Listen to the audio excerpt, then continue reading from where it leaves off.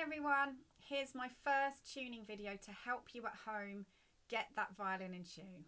This is so important and yet it's really tricky, so it takes some practice.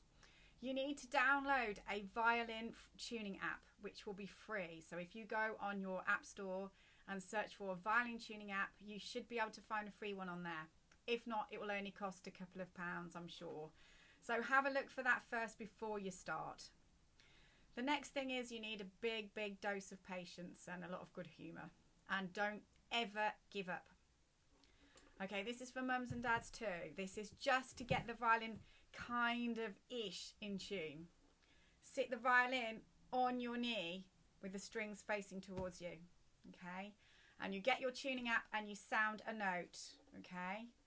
So the note sounds like this, la, and that's an A, yeah? So then we pluck the string. Whoops, that was a D string. We pluck the string to see if it sounds the same. Now, some of you might not know which string is which, so in which case ask your children if you're a parent tuning. But if you're going from right to left, we've got the thinnest string is E, then we have an A, and then we have a D, and then we have a G. So if you don't know your strings, try and learn those with your child so that you know which one. So if we're taking the A string first, which is where we normally tune from, the A, because it's in the middle of the instrument, we tune the A first. You pluck the string. Now if it's out of tune like this, oh, that's a bit too low, we've got to get to la. Have your tuning app play the note so you can really hear it, and you have to grasp the right peg. So trace the string up to the correct peg, which is on the right hand side of it as it's facing you at the top, and keep plucking, and you've got to push in really hard and turn only a little bit so you don't snap the string. So keep plucking while you turn it.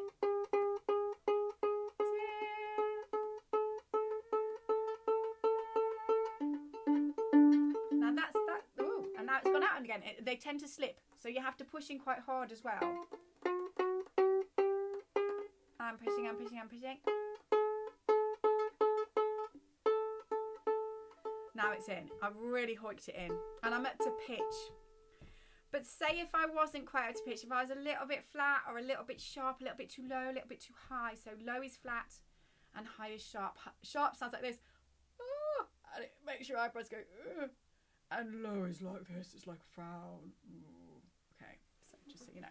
Use your tuner to help. It's probably better than the facial expressions. So if that happens, you guys have got some fine tuners down the bottom.